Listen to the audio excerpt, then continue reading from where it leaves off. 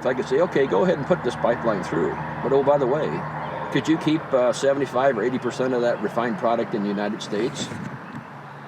That would be no, because they want to export it. The waiting game is far from dull where the Keystone XL pipeline is concerned. Though the door has closed on the public comment period in response to the U.S. State Department's environmental impact statement, another has opened. For several years, TransCanada Corporation has sought a U.S. presidential permit to deliver oil sands crude from Canada to refineries in the Gulf of Mexico. But American landowners, national environmental groups, and grassroots opposition have opposed the plan every step of the way. This is some of the soil that are our natural resources that we don't want to be contaminated. TransCanada claims the $5.3 billion project will require 9,000 skilled American workers to construct portions of the 1,100-mile pipeline.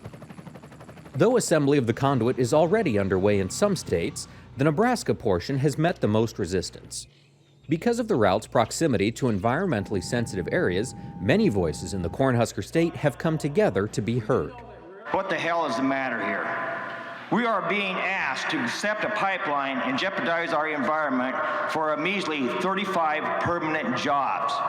The generations that lived here and worked this land have created more economic growth and more jobs than this pipeline ever will.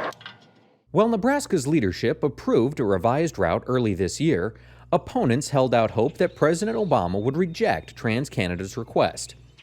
But a March report by the State Department, involved because the route crosses the border with Canada, found no significant impact to Nebraska's environmental resources. Those for and against the pipeline were on hand in Grand Island, Nebraska last month to voice their opinions of the State Department's environmental analysis.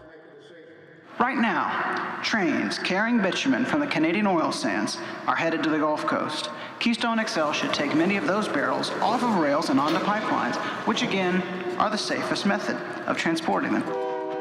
On the final day of the public comment period, the Environmental Protection Agency weighed in, calling the State Department's findings insufficient. Under the National Environmental Policy Act, EPA could promote the interagency dispute to the White House Council on Environmental Quality, setting the stage for even more legal wrangling. For its part, Congress has been working on legislation to circumvent the president's authority and push forth efforts to greenlight the project. In a memo to Republican congressmen last week, House Majority Leader Eric Cantor outlined a May legislative agenda which pushes forth the Northern Route Approval Act. Cantor said the bill would ensure the pipeline is built without any further delay.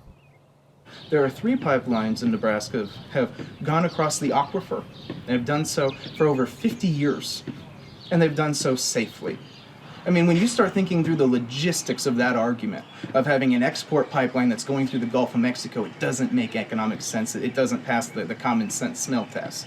Yeah, there's thousands of pipelines across Nebraska, I realize that. But you know, life's all about change, and we have to change the way we're doing things.